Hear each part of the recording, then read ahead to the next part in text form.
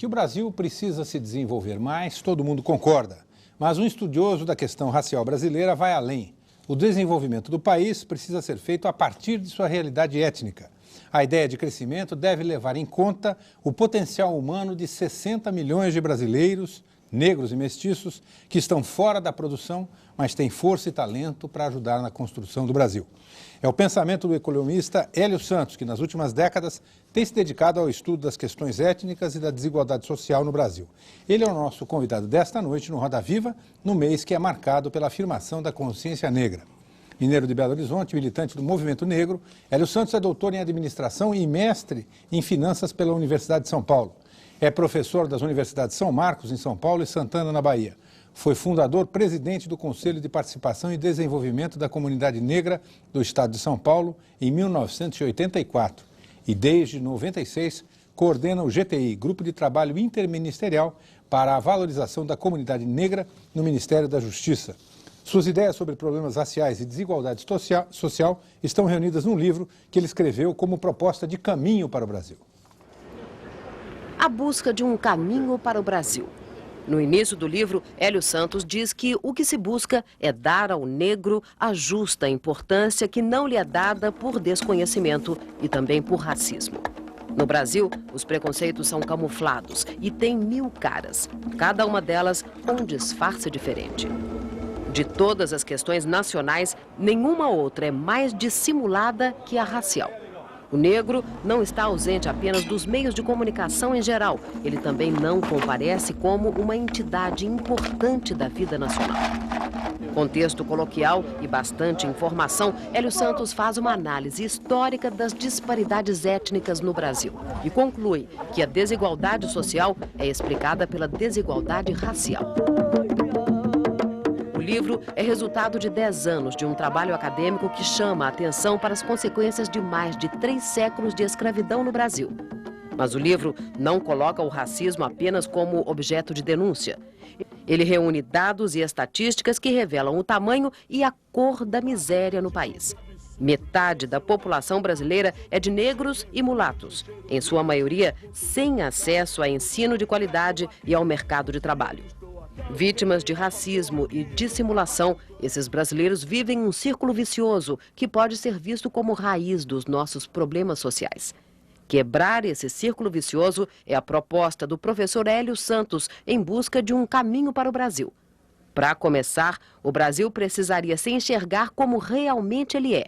Um país de brancos e também um país de não brancos. E incluir no processo de desenvolvimento os brasileiros de todas as etnias. Para entrevistar o professor Hélio Santos, nós convidamos Moacir Assunção, repórter do jornal O Estado de São Paulo, Reinaldo Azevedo, diretor de redação da revista e do site Primeira Leitura, Maria Amélia Rocha Lopes, editora do caderno de televisão do Jornal da Tarde, Valdélio Santos Silva, professor de Sociologia e de Antropologia da UNEB, a Universidade Estadual da Bahia, e um dos relatores do parecer para a resolução que instituiu o programa de cotas para afrodescendentes na UNEB. Ele também é militante do Movimento Negro Unificado na Bahia. Hélio Silva Júnior, advogado, professor, pesquisador e consultor na área de Direito, e Gabriela Atias, repórter do jornal Folha de São Paulo, especializada na cobertura de temas ligados a políticas públicas, infância e adolescência. O Roda Viva é transmitido em rede nacional para todos os estados brasileiros e também para Brasília. Se você quiser participar do nosso programa, o telefone está aí na tela, é o 0 operadora 11 252 6525. Nosso fax 3874-3454 aqui de São Paulo também. E o endereço do programa na internet, rodaviva@tvcultura.com.br. Boa noite, professor. Boa noite. Queria começar pelo fim. O livro do senhor traz um diagnóstico da situação do negro no Brasil, bastante preciso, com uma porção de informações, dados, estatísticas, e propõe-se quebrar o que o senhor chama da trilha do círculo vicioso. Mas eu confesso que para mim não ficou extremamente claro como é que se quebra essa trilha. Qual é o procedimento, ou quais são os procedimentos para que se mude essa situação? Bom, o remédio básico para a reversão dessa trajetória secular que a população negra enfrenta é a inclusão. Ou seja, políticas públicas que possam, digamos assim, potencializar uma parcela da população que historicamente esteve marginalizada. Cotas, por exemplo? A expressão cotas, Paulo, como você disse, o grupo que eu coordenei em Brasília, que propõe políticas públicas, nunca usou essa expressão cotas. A expressão cotas é uma expressão da imprensa brasileira. Nós sempre falamos em políticas de ação afirmativa, que são, na verdade, políticas de flexibilização do acesso. As cotas representam um método, ou seja, você tem que definir uma meta, então você tem que quantificar. A expressão cotas sinaliza uma coisa um pouco forçada, ou seja, é uma reserva de mercado. Eu, por exemplo, sou contra cotas. No fundo, eu sou a favor da redução de cotas. Já existe, Marco, na sociedade brasileira, cotas radicalíssimas, de 100% para brancos. Eu proponho que essa cota seja reduzida para 70%, 80%, ou seja, reduzir o espaço absoluto mas isso não é em um determinadas sofisma, áreas. Desculpe, tudo bem. Ninguém discute que existe uma cota de 100%, não sei, 99,9%. Isso, né? Você tem sempre... Aqui nós temos alguns negros que estão no Roda Viva hoje como demonstrações da exceção. A regra é que quem estuda, quem se forma, quem ganha bem, quem não é morto, né? É o branco. Exato. Tudo bem. Agora, se existe essa realidade e é necessário mudá-la, para mudar não é necessário estabelecer uma cota dizendo o seguinte: dos 100% de empregos ou das vagas na universidade ou da Não política necessariamente. habitacional tem que ter X%. Você tem que trabalhar com metas e você tem que muitas vezes quantificar essas metas. Mas a expressão cotas não é um sofisma. Quando eu procuro quebrar essa ideia dizendo que já existem cotas. Esta é uma forma, Marco, de dizer o seguinte: olha, você não pode ter uma coisa tão totalizante em determinadas áreas que são realmente, assim, totalmente vedadas à população negrodescendente. Portanto, a ideia de cotas não, mas a ideia de políticas de flexibilização do acesso no emprego, na escola, nos meios de comunicação, enfim, flexibilizar o acesso. Isso você vai adotar vários mecanismos, inclusive percentagens, que representa a cota, mas não obrigatoriamente cota. Professor, eu fiquei bastante intrigado no seu livro com a conceituação que o senhor dá negro descendente. Né? Eu não sei, por exemplo, se um mulato é tão negro descendente quanto branco descendente. Né? Num dado momento do livro, e eu li todo com muita atenção, o senhor demonstra, me parece, uma certa simpatia quando afirma que nos Estados Unidos, se o sujeito não for branco até a 16ª geração ascendente, ele não é um branco. Né? Se a gente criasse isso aqui no Brasil, por exemplo, talvez estivéssemos acabando com um dos dados mais extraordinários da cultura brasileira, que é justamente a miscigenação. E me estranha a ausência de Gilberto Freire no seu livro, a não ser por citações que me parecem laterais, mas não há sequer uma citação, me parece nenhuma, realmente literal. Né? Me parece que a gente estaria acabando com valores da miscigenação, estabelecendo aí sim a sociedade dos brancos puros, né? Em oposição a uma sociedade de não brancos. Né? Então, objetivamente, o senhor é a favor do estabelecimento, então, dos brancos puros, em oposição aos não brancos, e em que pé fica a questão da miscigenação neste contexto?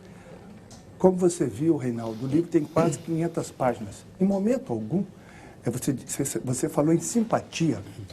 Eu não sei qual simpatia, em momento algum, se sugere, e depois isso não seria possível. Quando você diz você gostaria, você não implanta.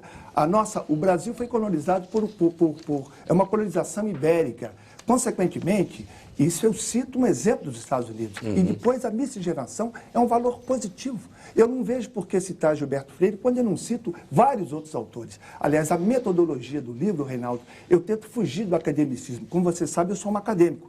Qual foi a metodologia para escrever esse livro? Eu simplesmente, durante 10 anos, recolhi material dos jornais. Por quê? Porque a questão racial se dá no cotidiano. Jornais e revistas. Ao invés de selecionar os livros que nós acadêmicos gostamos tanto e acabamos escrevendo para nós mesmos, eu busquei fatos do cotidiano. É no dia a dia que a vida flui. E depois, quando você fala da questão da mestiçagem, a mestiçagem é um componente importante. Negar isso no Brasil é uma tolice. Ninguém nega. Agora, quando você diz se é branco descendente ou negro descendente, o Brasil é um país mestiço. Isso é inegável. E ninguém nega isso. Os negros no Brasil, aqueles que são classificados como negros, têm também sangue europeu. Mas, professor, parte da sua tese, todo o primeiro capítulo do seu livro, praticamente, que o senhor lida com todos os dados estatísticos, o senhor passa afirmando que há um movimento de embranquecimento do Brasil e chega mesmo a sugerir, o que me parece numa confusão clássica entre causa e efeito, que quando quando se trazem os imigrantes europeus para o Brasil, está havendo um esforço de embranquecimento. Ao que eu, como leitor, na hora disse, ora, não é porque a vinda dos imigrantes acabou embranquecendo o Brasil que isto foi feito com o fito de embranquecer o Brasil, porque seria o mesmo que tornar uma consequência uma causa, numa inversão lógica.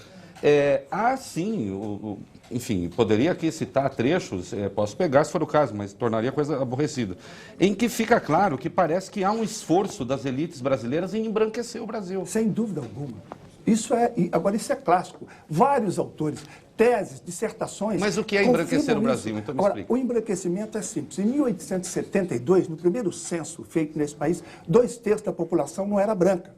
Pois bem, há um esforço, aliás, mais do que um esforço, há um investimento do Estado brasileiro. E é bom, Reinaldo, que você lembre que eu acho que isso é extremamente positivo para a construção do Brasil. Então você deve, assim, já que você está dizendo que você estranha, acho fundamental que tenha vindo para cá italianos, alemães, poloneses, e que o Brasil tem investido. O que eu chamo a atenção, o que eu acho um escândalo, e eu gostaria que você também achasse, é que no momento em que o Brasil investe nesses grupos, que chegam aqui 300 anos depois da população negra, que o mesmo investimento fosse feito na população negra. Ou seja, políticas de ação afirmativa já foram feitas no Brasil, para alemães, para italianos. O mesmo não foi feito pela população negra. É isso que eu chamo a atenção no meu livro. A presença dos europeus no Brasil foi e continua sendo fundamental para aquilo que nós somos. Agora, não, eu quero concluir.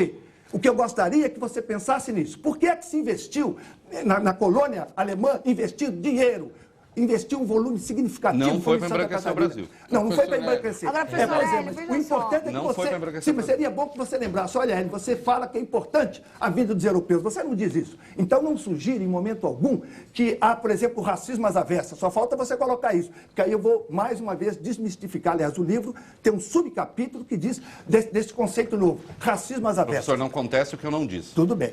Agora, professor, não ensinou em nada.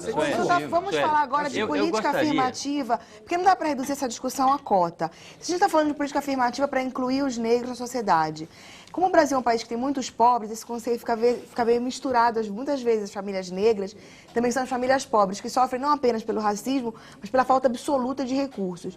Então, como que o senhor veria assim, uma política afirmativa em todo o processo? Que não apenas na universidade, mas comece na pré-escola, que a família seja educada, seja acompanhada. Como seria isso? Esse processo de inclusão global. É bom que você diga isso, porque isso é um capítulo inteiro do livro, de políticas universalistas. Então, seria importante que o senhor explicasse isso, para a gente não reduzir essa discussão toda à ponta do processo que é a universidade. Mas, de qualquer forma, antes de falar de políticas massivas de inclusão, eu acho que é importante falar de pobres, sim. Sempre quando se fala da questão racial, as pessoas falam dos pobres brancos. Ora, a pobreza, ela, de uma certa forma, nivela as pessoas. Mas não há como comparar, digamos, os pobres brancos e pobres negros. E a razão? Não, a razão é muito simples. Olha, quando você localiza um branco verdadeiramente branco, porque às vezes se fala que é um branco pobre, quando você chega, é um caboclo, é um mestiço. Se você encontrar branco, e há brancos efetivamente pobres, eles estão ali por acidente de percurso. Como assim? Acidente de percurso? Até porque o habitat natural da pobreza. É normal você encontrar um negro pobre. O branco pobre, ele está ali por um mero acidente de percurso e mais. Numa sociedade... Não, porque eu sou Santa Catarina, Rio Grande do Sul. Sim, é lógico que há mais... Outra coisa que também você vai encontrar no meu livro, há uma parcela maior de brancos pobres no Sul. Agora, quando você afirma, Gabriela, que os pobres devem... que a questão racial... Quer dizer, você tem que ter políticas massivas de inclusão. Essa proposta, ela existe. Quer dizer, as políticas massivas de inclusão incluem todos. Há políticas que devem ser massivas de inclusão, na educação, por exemplo. E há políticas que são específicas. O livro desenvolve um conceito de UEG-CONG, Unidade Escolar de Gestão Compartilhada. A escola pública, a escola fundamental, no Brasil, tem péssima qualidade. E, evidentemente, que não dá para você dizer, olha, as escolas públicas agora são para negros. Então, há propostas, Gabriela, que são propostas universalistas que vão beneficiar aos pobres, dos quais a população negra é a maioria. E há propostas que são específicas. Agora, o que não pode no Brasil, sempre que se fala em políticas para a população negra, é muito importante lembrar de algo. Há uma coisa chamada reparação, compensação. Sim, e isso nós não vamos deixar. Nesse exato momento, o Congresso Judaico Mundial não aceitou a indenização pelo governo alemão, pela Volkswagen, pela Daimler, 4 bilhões e 200 milhões de dólares por 7 anos de trabalho forçados. Então, há uma ideia de reparação também que não pode ser perdida de vista. Professor Hélio, eu gostaria que o senhor se fixasse num ponto que eu já lhe ouvi falando em outras oportunidades, que é essa resistência, digamos assim, que uma certa elite, ela tem um corte de cor, uma certa elite, historicamente, tem tido a qualquer mudança de inclusão racial, ou seja, qualquer alteração nesse quadro. Já lhe ouvi falando sobre isso e gostaria muito que o senhor voltasse e se fixasse exatamente nisso. Mas eu gostaria de agregar um outro elemento, que é o seguinte. O que me parece, e esses dias eu ouvia muito atentamente o professor Edson Cardoso falando exatamente sobre isso. O debate sobre a inclusão de negros na universidade faz com que o Brasil descubra outros problemas de exclusão da universidade e outros problemas de exclusão social. Então, parece que para discutir a inclusão racial, nós temos que resolver todos os outros problemas de exclusão para que finalmente, então, pudesse ser discutida a exclusão racial. Eu gostaria que o senhor se fixasse também nesse ponto, que é essa capacidade, digamos assim, que o debate sobre a questão racial tem de se transformar num trem em que são colocados nesse trem todos os outros segmentos, digamos, historicamente excluídos, discriminados. Posso completar, só enganchar um pouquinho na sua pergunta, essa questão de agora, por exemplo, está se descobrindo, várias pessoas estão querendo fazer uso das cotas ou das ações de inclusão e se dizendo negras. Eu queria que o senhor complementasse também, entrasse por esse lado da história, porque tem muita gente que a gente vê a foto e diria que em qualquer outra circunstância aquela pessoa se diria morena, queimada de sol, mas que agora está se dizendo negra. Na verdade, doutor Hélio, o primeiro problema é de visibilidade. A medicina ensina que se você não diagnosticar bem um determinado problema, a cura, os remédios podem ser, digamos assim, aplicados, que a doença acaba não sendo curada. Para diagnosticar, digamos assim, por que é que o Brasil é o que é? Esse é um problema. Que país é esse que consegue, por exemplo, construir aviões a jato sofisticados, exportar para o mundo inteiro, a primeira pauta de exportação do Brasil, e não consegue, ao mesmo tempo, treinar as mães para lavar as mãos, ferver água e as crianças não morrerem de diarreia? Qual é o eixo de gravidade que consegue fazer isso? Ora, é exatamente o fato de nós não termos estoques lineares e estoques raciais. E mais, o fato de nós termos 350 anos de escravidão cravados no cerne da alma brasileira. Então, a temática racial é uma temática que difusa, porque quando é colocada a questão racial, você percebeu, todos os demais problemas são lembrados. Quer dizer, de qualquer forma, essa é uma questão, Paulo, é um camaleão. Quer dizer, na verdade, a questão racial, primeiro o mito da democracia racial, que diz, olha, essa questão não existe, essa é uma questão fictícia, e depois, quando se discute a inclusão da população negra, é exatamente isso que vai recuperar aquilo que na minha geração nós sabíamos do Brasil Potência. A possibilidade do Brasil Potência é exatamente incluir quem historicamente sempre teve excluído. Agora, Maria Amélia, você fala da questão de negro-descendente, por isso que eu uso a expressão que o Reinaldo Azevedo estranhou tanto, porque você tem pretos e pardos se você usar o jargão de IBGE. Ora, aquilo que se convencionou chamar pardo, você tem negros com menos ou mais melanina. Agora, uma coisa é certa, eu não aceito muito essa separação de mulato e de preto, porque quando você pega, e o livro abunda com esses dados, quando você faz uma comparação entre os chamados mulatos e os negros, você percebe que aonde conta, que é no bolso, e na educação, eles estão extremamente próximos. No Rio de Janeiro, os tais mulatos, às vezes, conseguem ter um desempenho educacional inferior aos pretos, ou seja, não há diferença. E para a polícia e para quem discrimina também não tem diferença. Agora, quanto a essa questão de se dizer branco, se duas pessoas definitivamente brancas que nós conhecemos, a Xuxa e a Gisele Bündchen, chegar na fila de cotas e se colocarem como negras, ora, isso é algo que elas terão efetivamente que provar. Eu sei o seguinte, que isso é falsidade ideológica. E falsidade ideológica, o doutor Ed poderá depois ajudar. É crime. É tipificado como crime. Eu só não entendi, só um pouquinho. Eu só não entendi quando o senhor falou em estoque de racial, o que isso tem a ver e o que quer dizer isso, eu sinceramente não entendi. Pois não. Essa expressão estoques raciais, é muito comum, por exemplo, dizer, Marco, foi a primeira vez que eu soube dessa expressão, isso aí tem mais de 20 anos. Durante muito tempo, alguns higienistas, aliás, esse conceito ainda vale, de que entende-se muitas vezes que o Brasil seria um pouco melhor se tivesse estoques raciais mais lineares. O estoque racial é exatamente a composição étnica que acabou construindo o que nós somos. Quer dizer, essa soma de negro, índio e o europeu, nos seus vários tipos, esta somatória são os estoques raciais brasileiros que são miscigenados. Então, é isso, estoques raciais é exatamente o que nós somos. É exatamente aquilo que o IBGE em 1980 traz para você. Quando o brasileiro tem que se identificar com a sua cor, mais de uma centena de cores. Quer dizer, então isso mostra que no Brasil, a questão cor, Marcum, é algo que pega. A cor está para o Brasil como o gelo está para a população do Alasca. O senhor diz que as pessoas dizem que são uma porção de cores para não dizer que são negras. No livro eu descrevo 50... Não, sim, tem mais. Sim, o IBGE tem mais. Exato. Não, são 100 e poucos. Sim, então, isso é um arco-íris que transcende tudo que se pode imaginar. Então você tem negrota, tem carnaúba, você tem cores absurdas, lilás, cor-de-rosa. Ou seja, isso são pessoas não brancas, porque quem é branco diz branco. São pessoas não brancas, Marcum, que têm uma dificuldade realmente para se identificar. Eu penso, Maria Amélia, que as políticas de ação afirmativa vão resgatar uma coisa muito importante. Sabe o que é? Pessoas que normalmente, na sociedade brasileira, se esconderiam, se afirmarão. Tem uma experiência. Só uma coisa. O senhor tem uma abordagem em um artigo publicado no Estado que eu acho bastante interessante. Eu queria que o senhor, por favor, falasse um pouco mais sobre isso.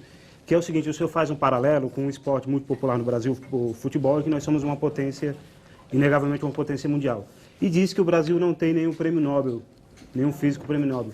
O paralelo que se traça é o seguinte, que o futebol é alguma coisa aberta a todos. Todos podem jogar futebol e podem chegar a ascender a ser um Ronaldinho, a ser um grande atleta. E na física, o espaço para que o número de pessoas que pode realmente, efetivamente, se tornar um físico de sucesso é muito reduzido. Eu queria que o senhor falasse um pouquinho mais sobre isso, que é para a gente dizer, eu não sei se dá para quantificar, o que o Brasil perde exatamente com a exclusão social de um grande número de eu vou começar pelo final. Na verdade, Moacir, quando os economistas brasileiros, que nunca colocam direito à questão racial, puderem quantificar o custo de oportunidade que o Brasil paga por perder tantos talentos, você terá uma comoção nacional.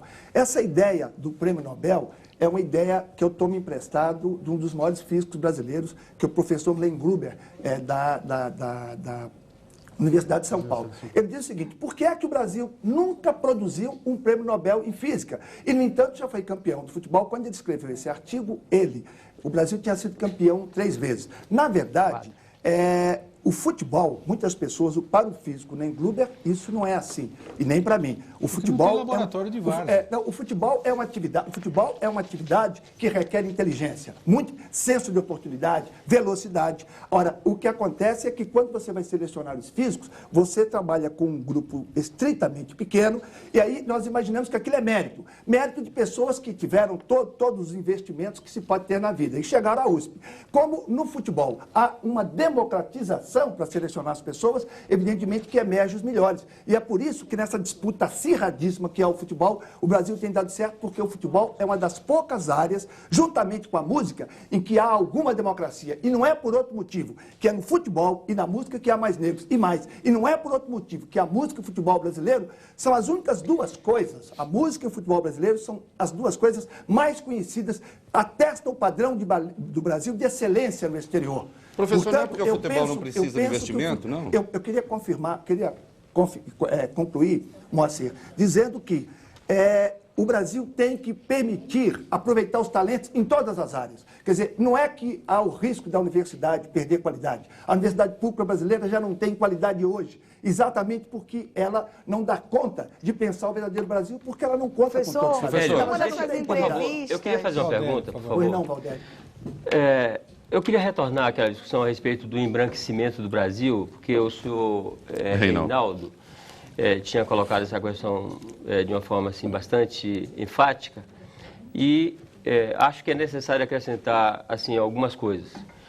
Primeiro, é de que há uma política de embranquecimento ideológico e no século XIX, e isso é importante, essa referência que você faz, professor Hélio, no seu livro, no século XIX, que é onde o Brasil começa a discutir a questão da identidade nacional, que é um dos assuntos mais importantes do seu livro, no século XIX, houve sim uma decisão de embranquecer o Brasil. E essa decisão foi calcada em dois pressupostos, né? O primeiro era de que havia, no século XIX, um temor, o que se chamava na época de temor da onda negra, sim, de que após a abolição da escravatura, por isso que não aconteceu em 1822, junto com a independência do Brasil, a abolição da escravatura, havia essa proposta em 1822 que houvesse a abolição da escravatura. Não houve justamente porque temia-se que houvesse um novo São Domingos aqui no Brasil. O Haiti também. O Haiti, exatamente. Então, a partir daí, se deliberou, né, as elites de então tomaram essa decisão de fazer uma importação maciça e isso que possibilitou uma mudança radical na demografia existente. Investimentos. Para o senhor ter uma ideia, senhor Reinaldo, os brancos no Brasil representavam em 1822 cerca de 27% da população. Em 1890, os brancos no Brasil já vão representar mais de 50% da população. Certo? Em 1940, os brancos vão representar... Os dados estatísticos, Valdério, que eu elenco no livro... 63% de toda a população. Isso fica evidenciado com números, eu não acho. Fica evidenciado com números. Em 1940, na cidade de São Paulo, de cada 100 pessoas que viviam aqui, 38 eram estrangeiras. 1940. Eu vou reafirmar o que eu disse antes. Eu acho isso extremamente positivo. O Brasil é o que é porque pode contar com vários talentos. Eu reafirmo também o que eu disse. O que realmente nos frustra é que as oportunidades não tenham sido iguais para todos, especialmente para quem conseguiu. Eu só queria fazer uma referência, já que eu fui citado nominalmente aqui, porque senão fica parecendo que eu estou defendendo o embranquecimento do Brasil, coisa parecida.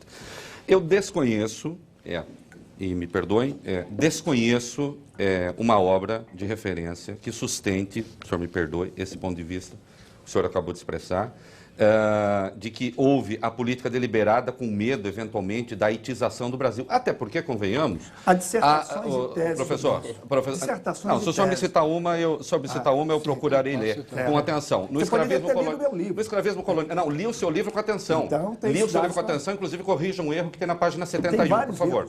Tem um erro na página 71, o senhor corrige lá. Então, o senhor me deixa falar. O senhor só corrige o erro. O senhor me deixa... Corrija um erro lá que está lá 1930, 1530. Um erro numa parte... Deixa eu dizer uma coisa. Eu desconheço a obra. Se me falar qual é a obra, eu vou procurar ler com atenção, como procurarei tudo. O Haiti teve a independência dele garantida 100 anos antes quase do que o Brasil, tá certo? Elegeu um presidente negro, elegeu depois um príncipe negro e, no entanto, o Haiti não é referência de coisa nenhuma.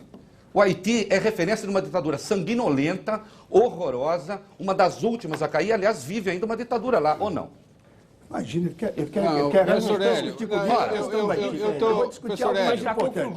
Eu vou começar pela parte final que o Reinaldo coloca. Eu estou entendendo que, digamos assim, é possível que as pessoas tenham dúvidas, que as pessoas se coloquem, enfim, mas que a gente tente manter o debate, digamos assim, num certo nível. Porque... Professor Ed, só desculpe, mas esse tipo de afirmação... Desculpe, essa afirmação esse que o tipo senhor de faz... afirmação de um erro, por exemplo, desculpe, um erro de gráfica... eu acho absolutamente... Sugeriu que eu não li o livro, eu li. Só um pouquinho, vamos esclarecer. E eu quero citar uma obra... a ordem no programa, só um minutinho.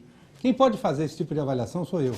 Sou mediador do programa e não estou fazendo porque acho que não é necessário. Acho que o Reinaldo Azevedo tem todo o direito de achar que tem erro onde ele quiser e ele está aqui para perguntar e opinar. Assim como o professor Hélio tem não o direito, mas a obrigação, por estar no centro do Roda Viva, de expor suas questões com a maior clareza. Claro, eu só não quero que a gente transforme isso aqui em julgamento da opinião das pessoas. Sim, eu estou entendendo que certo? Se o professor Hélio Santos tivesse sido convidado para que o livro dele fosse sofrer aqui uma revisão ortográfica... Não é isso. Ele investiria esse tempo em outra coisa. Não é isso. E quero dizer o seguinte... Professor, ele disse que eu não li o livro. E eu li o livro e eu garanto que eu posso discutir página por página, está todo marcado aqui. Bárbara. Eu sou um debatedor responsável e sei do que Bárbara, estou falando. Bárbara, agora, eu estou entendendo que o fato do movimento negro estar propondo, porque não foi nada instituído ainda, é só uma ideia. É só uma ideia, que as pessoas podem ser contra ou a favor. O que eu não entendo, digamos assim, é essa cólera, porque existe uma proposição. Então, eu entendo que o professor Hélio representa... Eu entendo que o professor Hélio representa um pensamento que é um pensamento que conseguiu, inclusive, ingressar na disputa presidencial nas últimas eleições. Então, eu gostaria que o senhor retomasse um ponto específico. Ele vai retomar depois do intervalo, porque isso aqui é um programa, e quem está mediando o programa não é o senhor, sou eu. Para recolocar a bola em jogo, professor, tem perguntas aqui de Jorge Luiz Pereira, de Santana, São Paulo, que é operador da BMF. Pergunta o seguinte, eu vou fazer as várias, são todas sobre o mesmo tema. Nas cotas para negros nas universidades, o senhor é a favor ou contra? Felipe Sampaio, de São Paulo, que é estudante, o que é que o senhor acha da política de cotas para negros? Eu sei que nós já começamos a abordar esse assunto, mas o próprio professor Valdélio já havia mencionado no intervalo da gente voltar a esse assunto. Geraldo Rogério, da Vila Maria, pergunta, no sistema de cotas para a inclusão de negros nas universidades públicas, como deveria ser feita uma seleção? Pela árvore genealógica? E Daniel Pfeiffer, de Florianópolis, de Santa Catarina, ele diz que não concorda com esse sistema de cotas para os ingressos de negros nas universidades, porque, segundo ele, entrariam pessoas despreparadas para frequentar uma universidade. Deveria, sim, haver um trabalho do ensino básico e fundamental para preparar o aluno a disputar uma vaga pela competitividade. Então, voltamos ao assunto das cotas. Eu acho, Paulo, que esse tema das cotas nas universidades, existem 4 argumentos que são trazidos sempre quando se discute a flexibilização do acesso do negro na universidade. A primeira afirmação é a seguinte, que o que conta na universidade é o mérito. A pessoa tem que ter mérito. A segunda observação que se faz é que a universidade não pode ser responsabilizada pelos problemas sociais brasileiros. Não seria papel dela. A terceira coisa que se fala é que a produção do conhecimento e a difusão do conhecimento é o principal papel da universidade. E o último, sempre dito, é que o que impede a população negra de chegar na universidade é exatamente a péssima qualidade do ensino médio público. Eu quero dizer que no livro eu demulo esses 4 argumentos, até o último, Marcos, que eu, como professor, teria que concordar, porque a escola pública privada é um horror, mas trata-se de uma meia-verdade. E a aritmética mais vulgar ensina, para cada meia-verdade está contida uma meia-mentira. Eu vou começar pelo 4º argumento, que é o mais citado. Olha, o negro não pode chegar na universidade porque ele vem da escola pública, a escola pública é muito ruim. Esta é uma verdade. Mas, por outro lado, nunca se coloca, Marcos, que a escola privada, a qual os mais ricos e a classe média estudam no Brasil, é uma das melhores do mundo. Isso torna essa disputa tão assimétrica. Essa escola privada que é utilizada pela população, a classe média e os mais ricos, que são os que vão entrar na universidade pública, é uma concorrência muito pesada, porque não é só a escola pública que é ruim, a escola privada é muito boa. Além disso, é importante sempre dizer para as pessoas como esse telespectador de Santa Catarina, a universidade pública é paga por todos. E pela regressividade que os impostos têm no Brasil, os mais pobres proporcionalmente pagam mais que os ricos. É assim que um país pobre como o nosso, os mais pobres pagarem o estudo para os mais ricos. Portanto, esses argumentos todos são falsos. A ideia do mérito, por exemplo. Qual o mérito que tem na disputa? Porque quando se fala em mérito, mérito você tem que pensar em comparação, não há mérito unilateral. Então, pegue uma menina de 17 anos que mora, por exemplo, na zona leste de São Paulo, aqui em Guaianazes, ou na periferia do Rio, em Bangu. Uma menina de 17 anos, negra, pobre, que não perdeu nenhuma série. Ela concluiu com 17 anos o colegial. E uma moça que tinha nascido na zona sul do Rio, ou aqui nos Jardins, em São Paulo, cuja família fez muito bem de investir nos seus estudos. E coloca as duas para tentar o vestibular de medicina aqui na USP. E aí diz, olha, a que tiver mérito entra. Quando eu ouço uma pessoa que não trabalha com educação falar em mérito, eu entendo. Agora, quando eu ouço educadores, às vezes reitores, falar em méritos, tem um escândalo. Eu sei que há muitos caminhos, e o livro elenca vários desses caminhos, Marcum, que flexibilizam o acesso. Portanto, não é cota pela cota. Tudo bem, eu vou insistir novamente. Eu não consigo entender. Eu entendo, a questão da cota eu entendo e posso até concordar. Sim, mas... De que, digamos o seguinte, os negros não têm as mesmas condições do que os brancos de chegar na universidade. Então vamos dar 20%, 30%, 50%, 70% Sim. de cotas para os negros entrarem na universidade. Esse é um raciocínio que na minha cabeça passa fácil. Sim. Agora, quais são os outros mecanismos que o senhor chama de flexibilização de acesso que não sejam esses, de separar uma parte? Vários. Além de você investir nos cursos vestibulares. Veja bem, é lógico, como havia colocado antes a Gabriela, quer dizer, é evidente que em tudo que se fizer para investir na escola pública, veja bem, um capítulo quase inteiro do livro diz como é que a escola pública precisa realmente de receber investimentos. Mas, digamos assim, a preparação, investir nos pré-vestibulares para capacitar a população que vem dessa escola pública. Mas só para os negros? Não, veja bem, você deve priorizar muitas vezes para negros, mas hoje, por exemplo, os vestibulares que tem nesse sentido são para negros e carentes, para as pessoas pobres, de uma maneira geral. Você investir no pré-vestibular. Além disso, você pode também ampliar os cursos noturnos. A população, a determinados cursos, o número de vagas que as universidades públicas oferecem é um número muito restrito. Outra coisa que se poderia fazer, Marcum, adotar o exame de admissão na universidade. A admissão, a seleção seria feita em 2 momentos. Ou seja, no primeiro momento, você investiria e estimularia a admissão das pessoas que vêm da escola pública, que ficariam 1 ano se preparando, quer dizer, já na universidade, para começar no ano seguinte. Agora, além disso, Marco, é importante saber, a primeira coisa que tem que fazer é o vestibular consistente.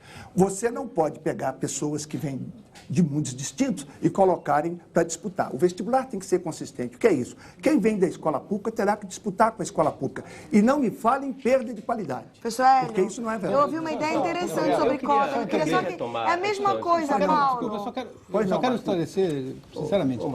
Nós vamos chegar lá, só um minutinho. Quer dizer, se faz um vestibular para todo mundo que é da escola pública, separado de quem é da escola particular. Não, o vestibular é o mesmo. O vestibular é o mesmíssimo. As pessoas têm identificadas. Na hora, o vestibular, você não pode... Então tem uma nota de corte diferente? Não. Todas as pessoas... Não. As pessoas todas fazem o mesmo vestibular. Na hora de fazer a avaliação, se você tem 40%... Marcum, isso já existe, Marcum. O Estado do Rio de Janeiro... O Estado do Rio de Janeiro, a partir do ano que vem, já destacou uma parcela das vagas para quem vem da escola pública. Portanto, o vestibular é uno, Marco, mas a classificação é feita separadamente. Isso já não é novidade. Isso aí, o movimento social negro já ganhou essa batalha. No Rio de Janeiro, a partir do ano que vem, você terá esse mecanismo. Quer dizer, não cota para negro, mas cota para o ensino público. Não, a cota para negro e para ensino público, lá as duas. Não. A sua proposta resume a questão de cota propriamente ao ensino público. E aí, considerando os indicadores sociais do Brasil, a medida que for para o ensino público acaba, por via de consequência, de algum modo beneficiando os negros, porque a maioria dos estudantes pobres é negra. Você faz uma observação boa. Os eventuais negros, como a minha filha, que estão na escola privada, não teriam que ser beneficiados por essa política. É isso. Eu acho que com isso... E o senhor defende uma outra coisa no seu livro também que eu acho importante. Ela não teria que estar. O senhor defende uma outra coisa no seu livro também que eu gostaria de... Eu acho que precisa ficar claro que o senhor defende que o ensino público superior seja pago por aqueles que puderem pagar. Só para estes. Exatamente. Professor, eu ouvi uma ideia muito interessante sobre cota. Eu queria que o senhor comentasse. Há uma dificuldade muito grande de se aceitar a política de cota nas universidades. E a UNEB, a Universidade do Estado da Bahia, por uma decisão assim, histórica do Conselho Universitário, lá na Bahia, resolveu adotar o sistema de cota. Eu vou explicar assim, rapidamente como é que foi essa decisão e como é que funciona e quais as razões dessa política de cotas. Primeiro é o seguinte, lá se adotou uma sistemática de considerar que 60% das vagas para todos os cursos da graduação e de pós-graduação, essas 60% das vagas serão concorridas universalmente por todos os alunos matriculados, aliás, todos os alunos inscritos para vestibular ou seleção de pós-graduação. Então, os alunos que forem classificados, vamos dizer assim, por seu mérito, serão nessas primeiras 60% das vagas reservadas. E as 40% das vagas restantes serão exclusivamente destinadas aos afrodescendentes. Mas os afrodescendentes que atingirem o número de pontos. Sim, senão não vai tocar o curso. Pois é. Eu não sou um professor. Que professor é esse que propõe colocar um aluno em classe sem condições de tocar o curso? Então, não tem sentido essa argumentação, inclusive, na Folha de São Paulo, de hoje, se refere a isso, que os alunos que vão entrar através do sistema de cotas vai terminar prejudicando porque essas pessoas não estariam preparadas para estudar na universidade. Isso é falso, porque, na verdade, as pessoas terão que ser aprovadas no vestibular. Em segundo lugar, a Bahia tem 80% da sua população constituída de afrodescendentes. Vocês sabem qual é o percentual de afrodescendentes na Universidade do Estado da Bahia? 20%. 3,5% apenas. Então, a adoção do sistema de cotas pela Universidade do Estado da Bahia toma como pressuposto de que o racismo ele é um operador de desigualdades. E esse fato a gente... E provoca um prejuízo não só de cunho ético, de cunho econômico. As pessoas imaginam que a dificuldade dos afrodescendentes, dos negros e negras, ingressarem no sistema de ensino superior, decorre apenas de que, momentaneamente, a escola pública ela é, vamos dizer assim, menos competitiva do que as escolas privadas. Isso não é verdade. Na verdade, o problema é outro. O problema é aquele que você localiza no seu livro, professor. É de que existe um racismo enquanto operador de desigualdades. Eu vou dar um exemplo para encerrar da minha experiência como professor da UNEB de Bom Jesus da Lapa. Eu acompanho monografia numa cidade próxima de Bom Jesus da Lapa, a cidade de Paratinga. Então, os alunos que estão elaborando as monografias discutem, entre outras coisas, o racismo na sala de aula. E aí, o que é que se constatou a partir das pesquisas realizadas por esses alunos? Que as crianças negras em sala de aula, do infantil, da pré-escola, do ensino fundamental, elas têm dificuldade de se situar no interior da sala de aula. Por quê? Porque elas são classificadas de uma forma odiosa, de uma forma perversa, como negro, como urubu, como, vamos dizer assim, enfim, com apelidos, com designações. O que chama mais atenção, Valdélio, é quando o Marcum me falava das cotas. O que não é admissível, Marcum, é que a universidade não pense.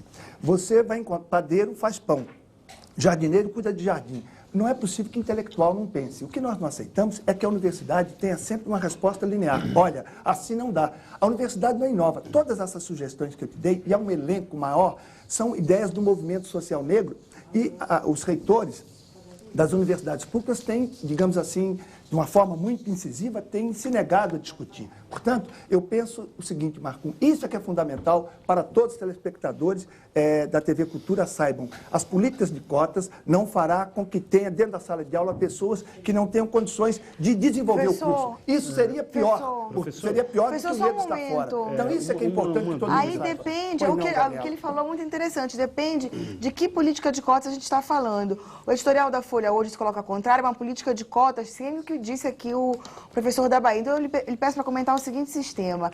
Digamos, a USP elaboraria uma nota de corte, que a universidade acha que é o mínimo para que alguém possa frequentar suas aulas sem prejuízo da qualidade. Vamos supor 8. Então, todo mundo faz vestibular e a nota de corte é 8. De todos que passarem na nota de corte de 8, então a gente vai reservar uma política de cotas para negros. Para sim, vai ser uma política compensatória por toda a história que a gente, enfim, conhece do Brasil. Na verdade, o que o senhor acha disso? Quer dizer, a gente vai ter uma nota de corte alta. Veja bem, Gabriela, essa proposta é minha. A primeira vez que ela foi proposta na USP é minha, de fazer um corte mais baixo. Eu vou tentar... Não foi isso que eu lhe falei. Não. Hoje o que há é o seguinte, quem concorre, nós estamos falando da USP, podemos falar do ITA e de outras... Qualquer universidade. Não, qualquer não, essas universidades de ponta. De ponta, sim. As pessoas que entram lá não estão preparadas, estão super preparadas, então as notas são muito altas. Ora, então, um estudante de Direito, por exemplo, será que necessariamente ele precisa tirar uma nota muito alta de corte, por exemplo, em Biologia ou eventualmente em Inglês? Mas com certeza em Português e Geografia. Daqui do estúdio, não dá para nós discutirmos em cada curso como é que você pode flexibilizar essa nota? Mas quando você flexibiliza o acesso às notas, você faz com que você tenha dentro da sala de aula alunos que não estariam se não houvesse aquela flexibilização e pessoas que estão aptas a desenvolver o curso. O senhor ouviu minha pergunta? Ouvi, você falou em nota de corte 8. Lhe digo assim, a universidade define uma nota de corte que ela considera suficiente para que todos os alunos inscritos cursem. Por exemplo, sei lá, 9 na USP. Todo mundo precisa tirar 9 para ser aprovado nesse vestibular. Ok. Do universo dos aprovados, já se passou pelo crivo da competência aqui, do universo dos aprovados, então 20% é cota para os negros. O senhor entendeu? Não entendi, não. Mas isso não entendi, definitivamente não entendi. A universidade estabelece uma nota mínima. A nota é definida, Gabriela, pelo universo dos disputantes. Não, professor, então seria diferente. A universidade vem com uma nota mínima e fala, todo mundo que cursar aqui, passar de 8, poderá cursar o meu curso. Depois que eu aprovar, do universo dos aprovados, eu reservo 20% para os negros. Porque com esse sistema não vai ter como dizer essa pessoa é despreparada ou não. Todo mundo atingiu a nota mínima. E aí eu vou reservar uma informação. Hoje, até seria bom abrir o gancho para você comentar esse editorial que a Gabriela falava, esse editorial da Folha de São Paulo de hoje. Esse é o seguinte, há décadas, professor Hélio Marcum, há décadas que as principais universidades do país têm acordos de intercâmbio com países diversos, inclusive com países africanos. Então, digamos assim, vamos pegar essa máxima de que a entrada de negros na universidade faz cair um nível. E aí vão pegar negros legítimos, negros africanos. Não é? Há décadas as universidades têm acordo. Então, por exemplo, a Angola manda negros para a Universidade de São Paulo. Eles entram sem vestibular. Entram sem vestibular. Porque é um acordo, então o país africano fornece o petróleo cultural e a universidade fornece vagas. Primeiro, nunca ouvi falar que tenha caído um nível. Mas segundo, não é possível cair um nível, porque esse aluno, do ponto de vista do desempenho, vai ter que disputar com todos os outros em condições de igualdade.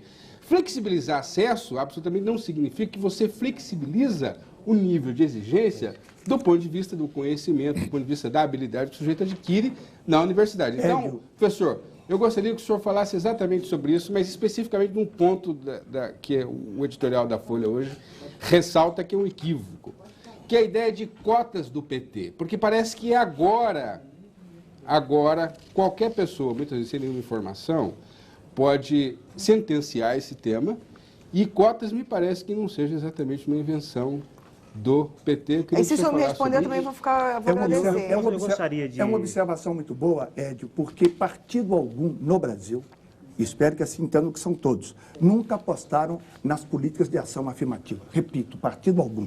Então, é uma injustiça que a Folha faz com o movimento social negro. Isso é conquista, porque os principais jornais do Brasil, não vou citar o nome, os principais, os 2 maiores de São Paulo, são peremptoriamente contra políticas que eles chamam de cotas. E, mesmo assim, o movimento negro tem tido grandes vitórias, porque, independentemente da posição dos editoriais, nós temos conquistado grandes vitórias nesse campo. Agora, o interessante do editorial da Folha é o seguinte, não adianta terminar com injustiça criando outra. Eu pergunto, qual a outra? Isso é uma coisa que o editorialista da Folha teria que me dizer. Bom, tudo bem, a injustiça contra os negros. Então precisa de políticas que eles chamam de cotas. Nós estamos consertando injustiça, fazendo outra. Mas qual outra? A outra é deixando fora da universidade um aluno que estudou a vida toda, se preparou e só não entrou lá em razão da cor dele. Que coisa fantástica. Quer dizer, a Folha começa a preocupar com essa injustiça. Então não vai ter Folha que vai dar, porque eu tenho tantas injustiças, filhos de injustiças mais graves. O que a Folha quis dizer no editorial de hoje, a injustiça é justamente essa. Gabriela, olha, na verdade, eu acho que a gente poderia afirmar o seguinte, de que há um equívoco com relação ao debate a respeito de cotas, quando se atribui, por exemplo, o fato de que os negros, os afrodescendentes que entrarem na universidade através do sistema de cotas, seriam privilegiados e, portanto, estariam entrando através de um sistema que, em prejuízo de outros que não ingressariam. Primeiro, o seguinte, o fato de que já existe uma série de políticas compensatórias ou política de ação afirmativa no Brasil, ninguém nunca fez nenhuma reclamação, nenhuma crítica à existência dessas políticas. Eu me refiro especificamente, por exemplo, às cotas reservadas às mulheres, que até agora não foi mencionado, nas listas partidárias de 30%. Por que nunca houve? Além dos o fato de reconhecer de que existe, professor Hélio, é o seguinte, o fato de se reconhecer, vamos dizer assim, a legitimidade das cotas para as mulheres nas listas partidárias de 30%, não é só... é o fato, você reconhecer, acima de tudo, de que existe um operador de desigualdade entre homens e mulheres na sociedade brasileira. de que existe um machismo na sociedade brasileira que produz... A invisibilidade e o mito da democracia racial impedem que toda discussão de inclusão... Isso, olha, quem quiser entender o editorial da Folha, do Estado e outros, eu recomendo, sobretudo aos historiadores, peguem os editoriais que antecederam a abolição da escravatura. É impressionante, é impressionante a semelhança dos argumentos. E sabe qual era o argumento?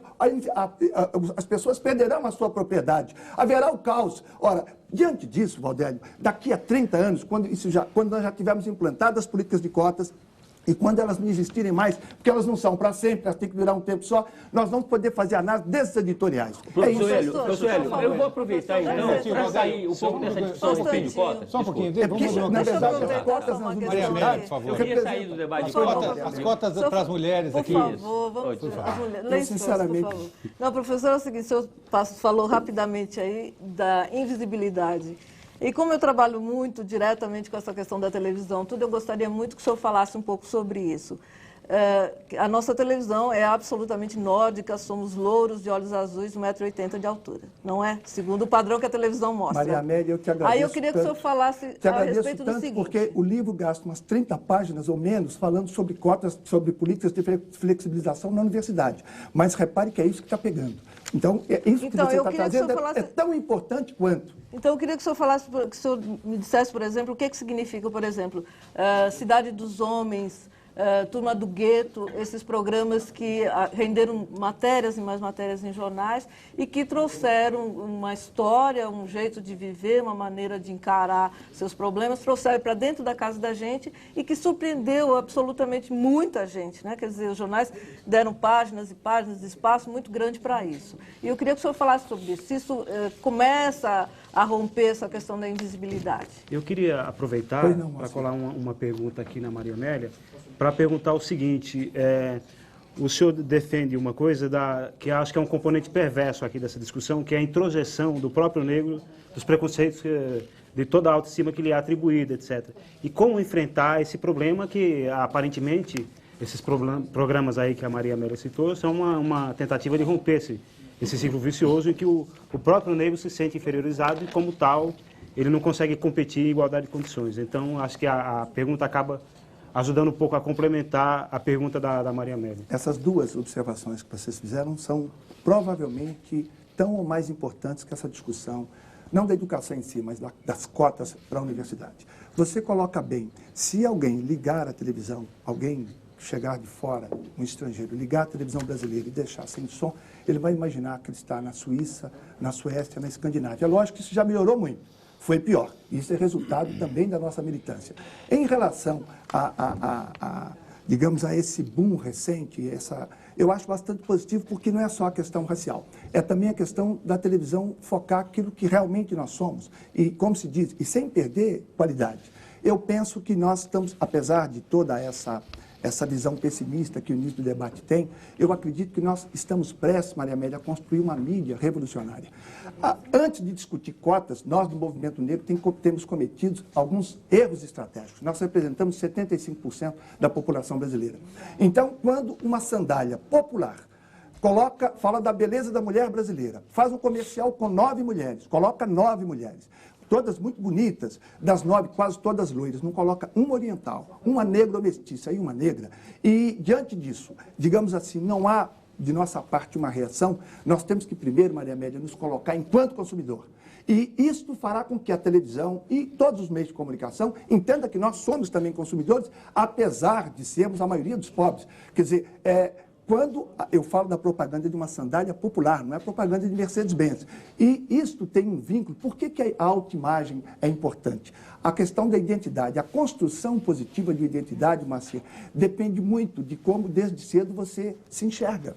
Eu participei de uma banca de mestrado em Campo Grande, em que a pesquisadora constatou que crianças de 3, 4 anos, na pré-escola, sobretudo meninas, se identificavam enquanto loiras. Por quê? Porque a criança começa a ver televisão muito cedo e a televisão está cheia de fadas loiras, mas isso não aconteceria, é bom lembrar a todos nós que isso não aconteceria. Um programa infantil que não pudesse trazer a nossa diversidade não iria ao ar, por exemplo, nos Estados Unidos, de forma alguma. Então, a questão da autoestima, a questão da construção da identidade ela não deve estar apenas na carteira de identidade. Ou seja, todo brasileiro, quando nasce, mesmo antes da fase adulta, já é brasileiro. Mas como é que a minha identidade ela se desenvolve ao longo do tempo, a partir daquilo que a sociedade me permite localizar? Ou seja, a autoestima rebaixada da população negra passa muito pelos meios de comunicação. Nós temos que desenvolver, Maria Amélia, uma estética, e essa estética já está, a juventude branca assume sem nenhuma dificuldade vários componentes da estética negra.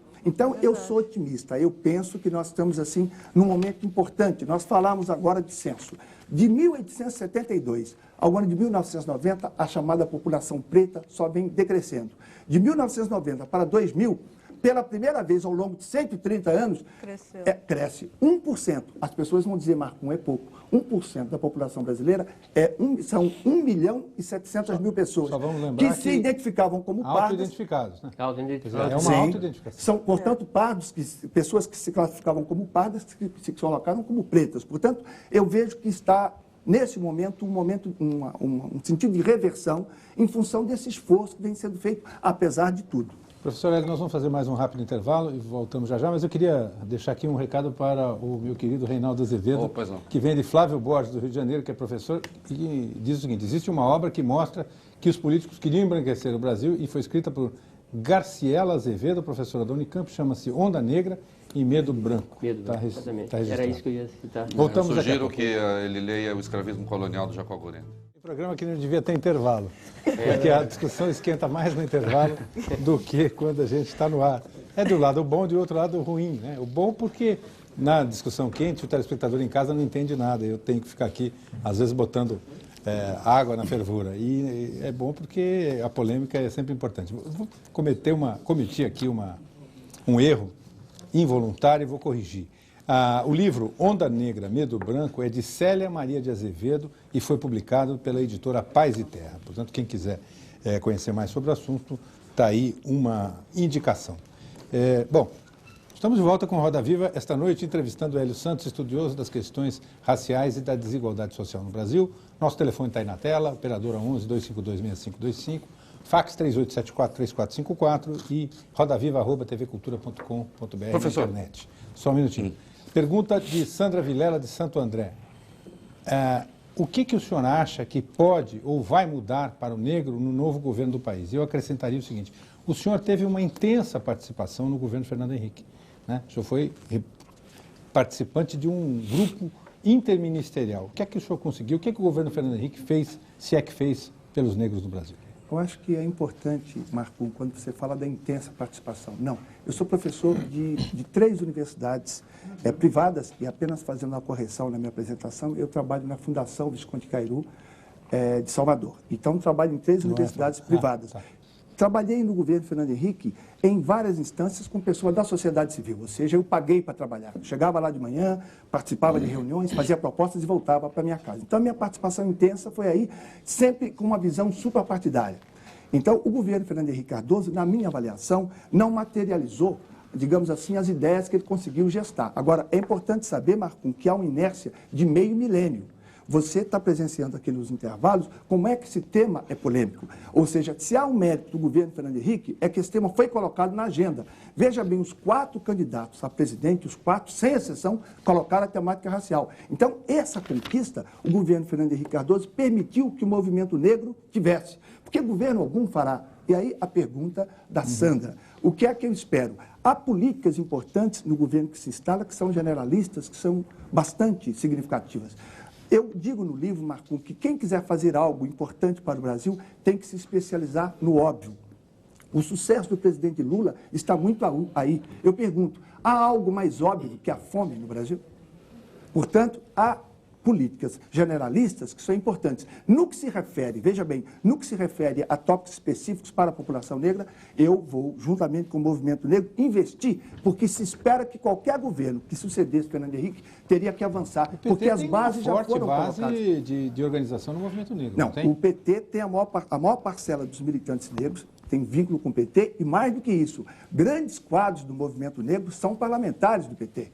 cuja liderança maior é Benedita da Silva. Então, isso faz com que eu esteja otimista. Mas é bom dizer, é a partir destas pessoas, partido algum, em qualquer época do Brasil, deu a nós negros a dimensão que nós merecemos. Eu queria que o senhor falasse de 2 negros que chegaram ao poder e em que medida eles ajudaram, colaboraram ou, eventualmente, prejudicaram a causa dos negros e de um melhor entendimento da questão do negro. A Benedita da Silva, governadora do Rio de Janeiro, e, no caso de São Paulo, o prefeito Celso Pitta. É possível fazer um governo, digamos, branco, para usar uma metáfora aqui, sendo negro? Foi esse o caso do Pitta. É possível fazer um governo universalista sendo negro? É esse o caso da Benedita? Eu queria que o senhor avaliasse esses 2 casos. A eleição de um negro, Reinaldo, para qualquer nível, para vereador, para governador do Estado, nós tivemos governadores no Espírito Santo e no Rio Grande do Sul, é sempre positiva, por conta daquilo que o Moacir colocou, a questão da autoimagem.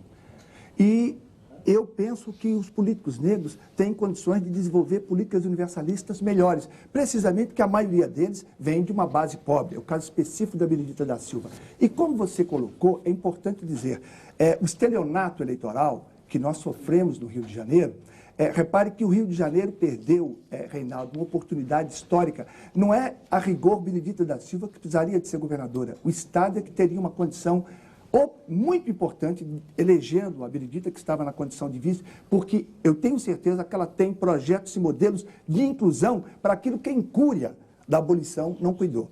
Você colocou Celso Pitta. Você já deu os exemplos, eu preferia dar vários outros exemplos. Eu acho que a eleição do Pitta, ela merece quase que um roda-viva especial, porque a eleição do Pitta foi importante, evidentemente. O desfecho do governo Pitta prejudicou, de uma certa forma, a população negra. Mas isso aí merecia um outro debate, que são vários aspectos. Mas eu entendo a sua pergunta. É importante sempre, Reinaldo, a eleição de negros, porque a autoestima da população, nós temos que ter modelos positivos, entendeu, Reinaldo? E a eleição, um político que ocupa um cargo é um estímulo para o mais novo, especialmente. Só queria acrescentar uma coisa. Se a minha informação sobre as pesquisas no Rio de Janeiro não está errada, a Benedita da Silva perdeu a eleição entre a população negra. Ela teve mais voto entre a população branca da classe média da Zona Sul do que entre a população negra. É compreensível. Da mesma forma que merecia quase que um roda-viva para o Pitta, é importante saber o que aconteceu no Rio de Janeiro. É compreensível, você tem razão, Marcum. Essa população mais humilde, este é o aspecto irônico da questão racial no Brasil. A gente adverte, em vários momentos no livro, que a temática racial no Brasil é complexa. Você coloca bem as pessoas. Quem são as pessoas mais letradas, mais aptas? É a população branca. Esta população é que votou em Benedita. As pessoas mais humildes, que deixaram de receber o cheque, que ficaram com muito temor por conta daquela violência que era todo um jogo de cena, essas pessoas... O senhor, aliás, me permite fazer um convite, reiterar o convite agora público, para que a governadora Benedita da Silva compareça ainda neste mês de novembro aqui no Roda Viva, porque a assessoria dela já foi contatada e até agora não tivemos a resposta dela. Gostaríamos muito que ela estivesse aqui. Professor Hélio. Eu gostaria de, vamos dizer assim, tentar voltar ao livro. Eu acho que a gente pode, mas é que eu gostaria que o senhor retomasse uma frase que eu li muito frequentemente nos seus textos nos anos 80, e essa frase dizia mais ou menos o seguinte: é mais fácil ser militante do movimento negro em Nova York, na África do Sul, do que no Brasil. E passados esses anos todos, eu gostaria que o senhor dissesse, se o senhor continua, o senhor afirmaria isso com essa mesma ênfase, o que é que mudou e especialmente se o branco, essa figura tão esquecida no debate das relações raciais, que é a brancura, a branquitude, esse movimento silencioso que responde por cotas de 100%, que domina a política e que nem sempre se manifesta publicamente com polidez, se o branco está mais visível nesse debate das cotas. Quer dizer, está mais fácil fazer a luta contra o racismo e o branco está mais presente nesse debate, ou a branquitude como ideologia está mais presente nesse debate? Um grande mérito do movimento negro é ter quebrado a invisibilidade dessa discussão. Quando nós afirmamos que é mais fácil fazer militantes nos Estados Unidos ou na África do Sul é em função do contato que todos nós militantes temos com pessoas nesses países. Também a diferença principal, quando me perguntam qual a diferença principal entre a questão racial no Brasil e nos Estados Unidos, é exatamente o fato da colonização dos Estados Unidos ser uma colonização anglo-saxã. É importante saber que até os anos 60 vivia-se ali uma situação de apartheid. Aqui você tem um apartheid invisível e eu costumo brincar, se os mentores da África do Sul tivessem tomado contato com a nossa realidade, eles teriam vindo aqui e importado esse know-how fantástico. Porque eu percebo, doutor Edio, que os subversivos derradeiros da sociedade brasileira somos nós, militantes negros. Vários dos tidos subversivos dos anos 60 hoje estão no poder. E nós continuamos subvertendo, no sentido de mudar o que está aí. Os derradeiros subversivos da sociedade brasileira somos nós, que ainda não fomos incluídos. Portanto, eu reafirmo que continua muito difícil, mas eu digo que o combate tem sido bom. Até porque, Edio, vários brancos têm sido nossos aliados. Não no número que nós gostaríamos, mas diversas pessoas, quando se atêm, quando se dedicam a estudar a questão racial, muitas delas chegam à conclusão que o que desenvolve o país é exatamente esse avanço. Por isso que eu sempre tenho dito, Marco, eu, por exemplo, não sou a favor dos direitos dos negros, em detrimento dos brancos. Se fosse essa a luta, eu estaria fora. O que eu sempre fui a favor e nunca consegui é a igualdade de oportunidades. A essência da nossa luta é a igualdade de oportunidades que vai provocar uma revolução no Brasil para os nossos costumes.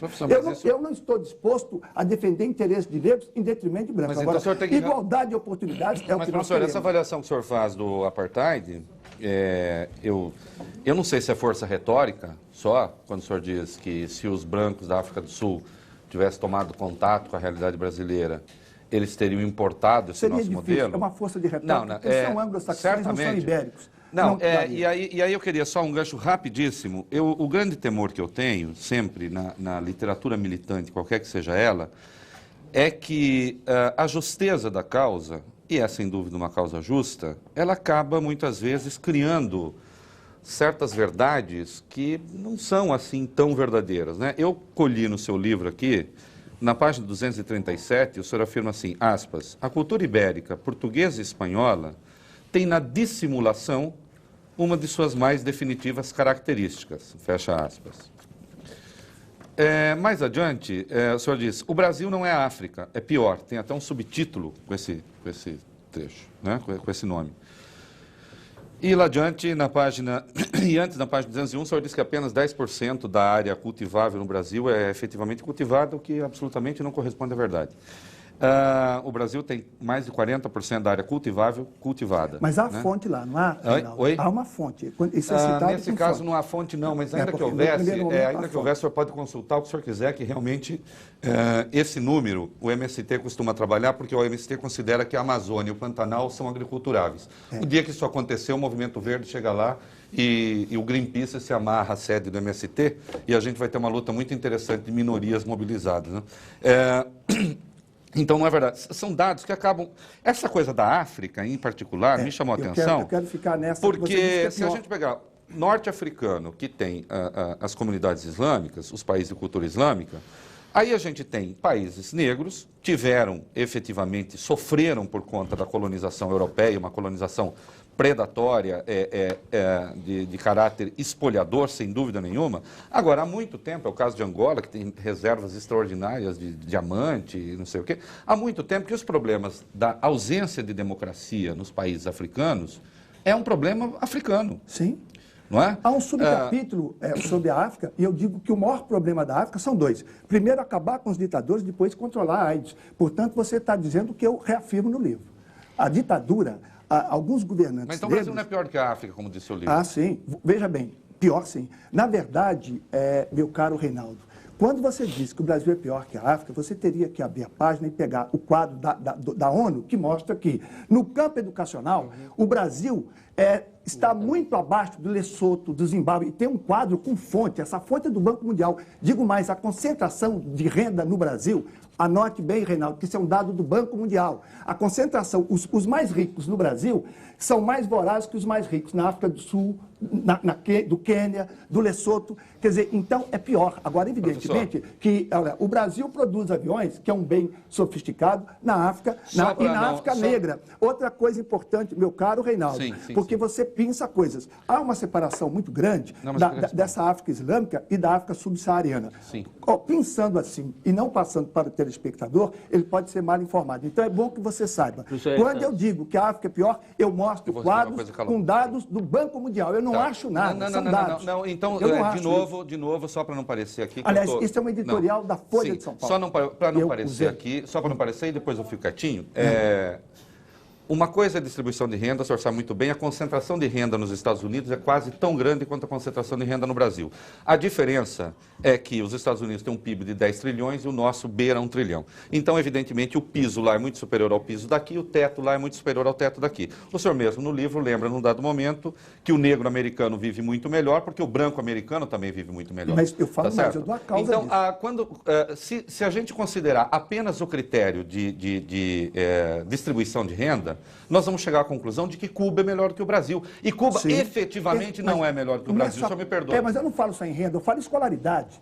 Escolaridade. As crianças no Brasil deixam de cumprir a quinta série muito mais do que no Quênia, do que no Lesoto. Outra coisa, o senhor falou de PIB. Apesar da minha formação técnica, Reinaldo, eu discuto no livro a necessidade de nós desenvolvermos outros indicadores.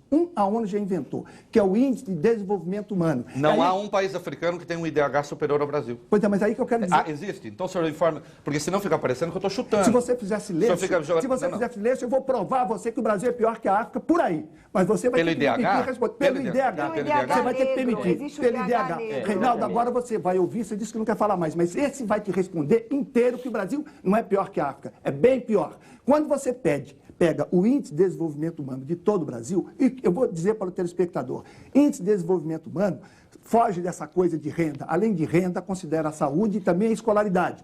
É um índice inventado para focar melhor os países. O Brasil tem 3 tipos de classificação. Os países que estão no topo, Canadá, Suíça, Suécia, Estados Unidos. Há países de posicionamento médio e os países que estão embaixo. O Brasil é um país de posicionamento médio. 74. Quando você desagrega e pega a sua população branca e deixa a população preta e parda de fora, o Brasil, senhor Reinaldo, é pior que o Lesoto. Você já ouviu falar do Lesoto? Isso é um índice de desenvolvimento humano. O Brasil não é pior que a África. É muito pior. Professor, mas eu não acho não, Reinaldo. Isso é um dado da ONU. Então, fique mais precisamente. Eu não acho, não. Não diga mais que eu acho. Eu mostro isso no livro. Vamos discutir uma coisa aqui no intervalo. Eu não acho. Não existem 2 países, existe um país só. Existe um país só. O IDH brasileiro. Então você não leu o meu livro, porque o tempo todo... Marcos, você me desculpa. O tempo todo eu digo que nós temos que unificar os 2 Brasis. Foca um Brasil, foca o outro. Essa é a sua tese. A discussão do Reinaldo no intervalo. Essa é a sua tese. É o seguinte, eu vou precisar... Você tem razão, Reinaldo, é a minha tese. Eu vou precisar da sua informação. No intervalo... O IDH desagregado, que o professor Hélio Santos se referiu, coloca a população... Na verdade, a posição do Brasil, do ponto de vista do IDH, é a 74ª, 74. Isso. Quando se desagrega os dados, abaixo do Lesoto. A população branca fica na posição 48ª. Quase dentro dos primeiros. Exatamente. E os negros são o 108º. Pior que o Lesoto. 108º. Mas veja só, eu gostaria de fazer uma pergunta. Na verdade, há uma dificuldade da população branca no Brasil aceitar aquilo que nós consideramos o elemento mais importante dessa discussão. É a existência ou não do racismo. Porque, na verdade, senhor Reinaldo, toda a sua argumentação, em última instância, é para dizer o seguinte: não existe, vamos dizer assim, essa desigualdade baseada em relações raciais. São pobres. Aliás, eu queria aproveitar, o problema é de que existem pobres e ricos. No intervalo, então, eu queria recuperar, Valdélio, porque no intervalo, Valdélio, no intervalo foi importante que o nosso Reinaldo... Você falou o seguinte, no país há um problema, além do problema racial, que em nenhum momento eu vejo o Reinaldo dizer que não há, você fala que é um problema de classe. Claro. Pois é, isso que a gente queria resolver. É isso que é importante. Eu acho que... Não, eu queria, Valdélio, mas é importante que o Reinaldo... Professor Hélio, só um segundinho. Na televisão existe um problema técnico. É o seguinte, quando 4 pessoas falam ao mesmo tempo, o telespectador não escuta nada em casa. Eu sei disso, todos nós sabemos quando somos telespectadores. Claro que nesse momento aqui da inflamação e do entusiasmo, todo mundo quer falar ao mesmo tempo, mas o telespectador sai perdendo. Então, em nome do bom entendimento, um de cada vez, por favor. Então, a pergunta é a seguinte. Primeiro, sobre o livro que o senhor escreveu, que eu acho que assim, uma obra magnífica, eu acho que ela merece ser debatida, porque ela tem um projeto ambicioso, é um projeto ousado, que sugere uma coisa, professor Hélio, que nós do Movimento Negro Unificado tentamos no final da década de 80, não sei se o professor Edio Júnior se lembra, porque naquela época a gente chegou à conclusão de que não bastava denunciar a existência do racismo, era necessário que a gente apresentasse um projeto para o Brasil do ponto de vista do povo negro. Lembra, professor Edio? Pois bem, nós não conseguimos elaborar um projeto político para o Brasil, vamos dizer assim, visto do ponto de vista do povo negro. Então, nesse sentido, eu acho que esta proposta que o senhor acaba de trazer e mostrar à sociedade brasileira, ela tem esse significado. A pergunta que eu gostaria de fazer é a seguinte, o senhor, vamos dizer assim, propor um novo projeto para o Brasil, o senhor parte do pressuposto de que é necessário primeiro, vamos dizer assim, a gente cumprir uma premissa, um pressuposto, que é resolver, vamos dizer assim, essa separação que existe atualmente no Brasil, o que o senhor chama os dois Brasis. Sim. E esse pressuposto só vai ser, vamos dizer assim, possível de ser cumprido a partir do momento que se resolve dois problemas, que se supera dois problemas, vamos dizer assim, que são cruciais. O problema da educação e o problema do acesso da população afrodescendente ao trabalho. Sim. Então, professor Hélio Santos, antes da gente discutir esse projeto para o Brasil, eu gostaria que o senhor explicasse por que o senhor escolheu esses dois, vamos dizer assim, vetores que, ótimo, vamos dizer assim, que dificultam, vamos dizer assim... Eu vou tentar, Valdélio, ao falar desses dois vetores, falar de uma coisa importante que o nosso Reinaldo Azevedo e que a nossa Gabriela também está tentando colocar, trazer junto a discussão de classe, a questão da pobreza. Na verdade, as pessoas falam muito, professor Valdélio, do 13 de maio. O dia mais longo da população negra não é o 13 de maio, é o 14 de maio. Para que você possa ter uma ideia, o impacto de 700 mil pessoas colocadas de uma só vez, digamos assim, em liberdade, como a lei ensejou, uma liberdade que a gente sabe que ainda hoje é discutível, isso representava no censo de hoje cerca de 9 milhões de pessoas. Quer dizer, veja bem, no mesmo momento em que se fazia uma liberdade desse tipo, ou seja, os negros eram entregues à sua própria sorte, nós podemos fazer um esforço imaginando a população negra saindo das fazendas, dos locais, apenas com a roupa que cobria o corpo, nenhum outro tipo de bem. E com o estigma de ter sido escravo 350 anos. O Brasil foi o último país a abolir o escravismo. Quais eram os dois grandes impedimentos? Para a mulher negra, não, Valdélio. A mulher negra, ela conseguiu, porque ela realmente tinha espaço como empregada. Passadeira, lavadeira, arrumadeira, tudo isso com salários também fictícios. A população masculina ficou relegada às periferias. Neste exato momento, as polícias militares começam a ser fortalecidas e se inventa uma coisa chamada delegacia de vadiagem. Vadiagem para quem não tinha emprego. Desde então, Valdélio, a super oferta de trabalho, o desemprego estrutural que o Brasil tem, que continua, por isso que você tem nas esquinas, nos sinais de trânsito no Brasil inteiro, gente oferecendo coisas. Esse desemprego estrutural, ele vem do dia 14 de maio de 1888 até hoje. Por isso que eu digo que a questão racial não é um problema, Gabriela, é parte importante da solução do Brasil. Eu não aceito a ideia de colocar a questão racial como problema, pelo contrário, o Brasil é o que é exatamente devido a essa incúria tão antiga. Agora, em relação à questão de classe, acho muito importante trazer isso. Eu quero colidir de frente com o argumento que diz que a pessoa que tem mais dinheiro, a pessoa, não vou dizer rico, porque o Brasil não tem uma elite negra. Quantos donos de banco, quantos donos de rede de televisão, qual mega industrial negro alguém conhece aqui? Então não há elite negra. 1,6% dos empresários brasileiros é negro, só. O que existe é o seguinte, o que existe são pessoas negras da classe média e eventualmente da classe média alta. Pois bem, estas são as pessoas que sofrem o mais contundente racismo da sociedade brasileira. Racismo quando querem emprego, racismo quando querem frequentar condomínios mais restritos. Enfim, o racismo vai se abater menos, não vai deixar de se abater, mas ele se abate de forma... O secretário aquele, Hélio? Sim. O secretário... Secretário de Negócios Jurídicos. Jurídico. Há dias, eu queria te dizer, Gabriela, professor Edivaldo Brito. Edivaldo Brito. Por exemplo, é um equívoco imaginar, por exemplo, que a violência policial só recai contra pobre. Todo homem negro que tem um carro melhor, que está me vendo em casa, sabe do que eu estou falando. A violência policial, ela é democrática no sentido de perseguir office boys e doutores negros. Eu fui várias vezes parado e ameaçado. Portanto, olha, a questão que o Valdélio coloca do emprego e do trabalho. A população negra não conseguia emprego porque não estava capacitada. Digamos, na medida em que você trazia uma mão de obra europeia mais apta para diversos tipos de atividade. Por outro lado, essa população, por não ter renda, não podia investir na sua capacitação. É uma trava viciosa. Quer dizer, eu não consigo emprego porque não estou apto. E, não tendo renda, não posso investir. De uma certa forma, Valdélio, essa dicotomia resiste hoje ainda. Portanto, as políticas de flexibilização, não políticas de cotas, buscam investir em dois vetores, na educação e no trabalho. O livro elenca uma série de possibilidades, desde incentivos fiscais, desde a adoção de selos.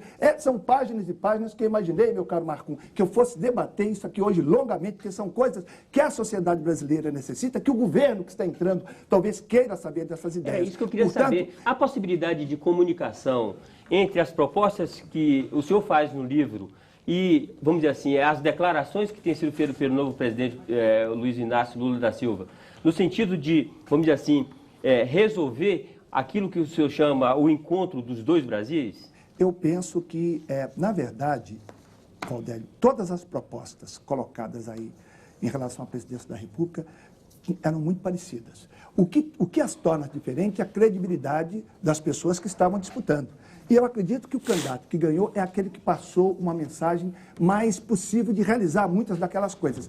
São propostas importantes, mas, na minha opinião, nós não temos ainda um projeto de nação. E quando eu digo projeto de nação, é do Brasil aproveitar os seus talentos. Ou seja, o Brasil desenvolver um conceito que eu chamo de ginga. A expressão ginga, muitas vezes, as pessoas pensam num jogo de corpo. Ginga é a capacidade do brasileiro em criar a partir de coisas simples. É a capacidade de improvisação. Uma das áreas em que o Brasil pode desenvolver esse conceito é no futebol. Nós importamos uma técnica também bastante britânica, bastante cartesiana. Nós subvertemos essa forma de jogar e, se não existisse Cartola, o Brasil seria imbatível em todas as Copas do mundo. Eu trago o futebol como exemplo, mas isso vale para o resto do país. Portanto, eu penso que, quando o Brasil der oportunidades a todos os talentos, e evidentemente, Gabriela, que os brancos pobres, na verdade, os brancos muito pobres perdem por existir tanto negro pobre no Brasil. Não há como alavancar essa massa negra sem que os brancos pobres, eventualmente ali naquele segundo Brasil, não venham junto. O IPEA informa o que é nós. 1/3 da população desse país está abaixo da linha da pobreza. Dentre cada 10 negros brasileiros, 5 estão nesse lugar. Dentre cada 10 brancos brasileiros, 2 estão nessa posição. Não sou eu que vou dizer o seguinte, olha, vamos jogar esses brancos pobres no mar. O que eu quero dizer é que a própria população branca, pobre, perde por ter uma população negra tão vasta. Nosso tempo está chegando ao fim. Eu queria fazer uma última pergunta de telespectadores, que, na verdade, também vou citar várias perguntas que abordam a mesma questão, para tentar contemplar várias pessoas aí. Alfredo Bonella, que é de Registro, aqui no interior de São Paulo, diz o seguinte: o senhor afirmou que não existe racismo às avessas. E ele diz que vai dar um exemplo hipotético. Forma um conjunto para tocar música clássica de câmara e coloca o nome de raça branca. Diz ele que existe um conjunto de pagode, é verdade, chamado raça negra. Como é que o senhor vê essa situação? Silvânia, de Blumenau, psicopedagoga, diz que nesta semana, na revista Veja, Pelé se refere ao negro como gente de cor. Como é que o senhor vê essa afirmação de Pelé, que é um grande representante negro no Brasil? Jorge Silvério, economista de São Paulo, pergunta se o senhor não acha que o negro é muito mais preconceituoso do que o branco. Lamarck Agostinho, de São Paulo, administrador de empresas, pergunta o que o senhor acha do racismo por parte do negro também. E Tereza Duarte, de Salvador, na Bahia, diz o seguinte: muitos negros de sucesso, tanto na música quanto no futebol, quando sobem na questão financeira, às vezes trocam suas namoradas mulheres e escolhem uma branca. Por que é que o senhor acha que isso acontece? Meu caro Marco, no nosso livro, eu cito a TV Cultura várias vezes, porque não há uma vez que eu vim aqui em que essas perguntas não foram feitas. Eu acho que é importante. Isso, quer dizer, é muito importante. Talvez porque a TV Cultura, ao contrário de muitas outras emissoras, costuma dar espaço para o telespectador fazer as suas perguntas. Não, e mais. E depois a TV Cultura trabalha com esse tema, o que também é raro. Agora, Marco, uma coisa importante, não é só esse conjunto raça negra, a primeira vez que pergunta. O que sempre pergunta é o seguinte: 100% negro. Será que isso aí não é ofensivo? Agora, eu falei há pouco que nós temos aqui no Brasil uma autoestima que secularmente foi reprimida. Os brancos mais atentos deveriam ver de forma positiva esta afirmação. Não precisa ter raça branca, porque esta afirmação seria uma redundância, né? Depois, essa pergunta vem sempre também. Quer dizer, você não acha que o negro é mais racista que o branco? Vamos imaginar, hipoteticamente, que haja alguns negros, doutor Edio, perversos, racistas. Quantas empresas eles têm para dizer, olha, branco, não entra aqui? Quantas redes de televisão esses negros têm para dizer, olha, só quero apresentador negro? Qual é o poder de fogo? Qual é o tamanho de saco de maldade dessa população negra para fazer o contrário? Se há negros racistas, eles não têm como prejudicar os brancos. Portanto, essa preocupação não existiria. De qualquer forma, Marco, qualquer negro que tem uma atitude preconceituosa é igualmente condenável. Porque é uma cinte que, toda vez que se discuta a questão racial, venha o tema do racismo às avessas. Eu lembro que Guerreiro Ramos, um dos maiores cientistas sociais que esse país teve, em 1950, é um baiano, em 1950, quando ele desenvolveu um estudo dizendo que há, e realmente há, uma patologia social na sociedade brasileira em função da questão étnico-racial. Quer dizer, nós somos, na verdade, nossas elites têm assim, um mega complexo de inferioridade, que são caboclos querendo ser ingleses, não é isso? Pois bem, quando ele denunciou isso em 1950, ele que era um homem de esquerda, muito respeitado, foi o primeiro a receber o epíteto de racista às avessas. Meu caro Marco, isso tem meio século. Eu acho que, aos poucos, a gente está quebrando isso. Quanto à ideia também sempre trazida, o negro sobe na vida e procura uma mulher branca. Quer dizer, esses temas são recorrentes, nós trabalhamos com isso no livro longamente. Realmente, eu não quero falar dos homens negros, eu quero falar das mulheres negras. Realmente, Marco, no livro, eu mostro que o celibato definitivo, que é a mulher que atinge 50 anos sem casar, é muito mais incidente na mulher negra. É o único momento que eu desagrego preto de pardo.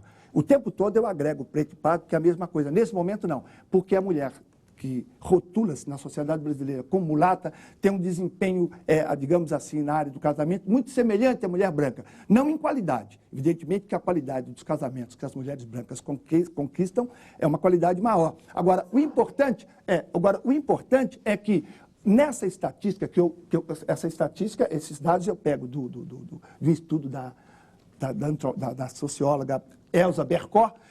O que é que fica evidenciado ali? Que a mulher branca tem o assédio dos brancos, dos homens negros e dos homens pardos. É lógico que está na gênese exatamente daquilo que é a sociedade brasileira. No início da nossa sociedade, a mestiçagem se devia ao assalto do homem branco às escravas. Hoje a mestiçagem acontece a partir de homens negros que casam com mulheres brancas. E é importante para dizer que eu não estou a favor dos homens negros. O homem negro, quando casa com mulheres brancas, costuma ser melhor marido e melhor pai. E, portanto, eu tenho uma postura bastante crítica ao homem negro no tratamento que ele dá à mulher negra. Muito obrigado pela sua entrevista. Nosso tempo realmente acabou. Eu agradeço muito a sua participação, aos nossos entrevistadores e a você que está em casa. E nós voltaremos na próxima segunda-feira com mais um Roda Viva. Se tudo der certo com a governadora Benedita da Silva. Uma boa semana e até lá.